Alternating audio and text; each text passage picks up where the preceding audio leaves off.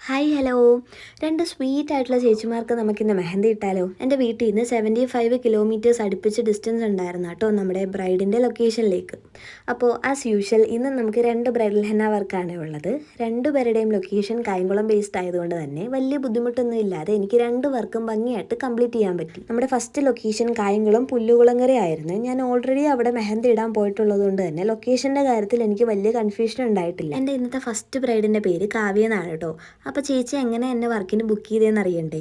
ആൾ എൻ്റെ അടുത്ത് നിന്ന് കോൺസ് വാങ്ങാൻ വേണ്ടിയിട്ട് DM മെസ്സേജ് അയച്ചു. പിന്നെ ലാസ്റ്റ് ഒരു ബ്രൈഡൽ ഹെന്ന വർക്ക് ബുക്ക് ചെയ്തിട്ടായിരുന്നു ആൾ പോയിട്ടുണ്ടായിരുന്നത്. ചേച്ചിയുടെ റെഫറൻസ് പോലെ തന്നെ ഞാൻ വർക്ക് ഫുള്ള് കംപ്ലീറ്റ് ചെയ്തു. ഫുഡൊക്കെ കഴിച്ചിട്ട് നമ്മുടെ അടുത്ത ലൊക്കേഷനിലേക്ക് ഇറങ്ങി കേട്ടോ. എൻ്റെ ഹെന്ന ജേണി തുടങ്ങിയത് മുതൽ തന്നെ എനിക്ക് കായംകുളത്ത് നിന്നും back to back bridal henna work വരുന്നുണ്ട് കേട്ടോ. അതെന്താണെന്നറിയില്ല. എൻ്റെ അടുത്ത ബ്രൈഡിൻ്റെ പേര് ആതിരയെന്നാണ് കേട്ടോ. ആള് ടീച്ചറാണേ. കായംകുളം ചെട്ടികുളങ്ങരയിലായിരുന്നു നമ്മുടെ ആതിര ചേച്ചിയുടെ വീട് വരുന്നത്. ആൾക്കൊരു മിനിമൽ ആയിട്ടുള്ള ഡിസൈൻ മതിയെന്ന് പറഞ്ഞിട്ടുണ്ടായിരുന്നു. ഇതാണ് ഫൈനൽ ലുക്ക് വരുന്നത്. 4 മണിക്ക് അവിടെ വന്ന് ഞാൻ 7 മണി ആയപ്പോഴത്തേനും വർക്ക് കംപ്ലീറ്റ് ചെയ്ത് ഇറങ്ങിയിട്ടുണ്ടായിരുന്നു. ഒരു 10 മണി ആയപ്പോഴത്തേനും ഞാൻ വീട്ടിലെത്തിയിട്ടുണ്ടായിരുന്നേ. എൻ്റെ ഇന്നത്തെ രണ്ട് ബ്രൈഡും ഭയങ്കര സ്വീറ്റ് ആൻഡ് ഫ്രണ്ട്ലി ആയിരുന്നു കേട്ടോ.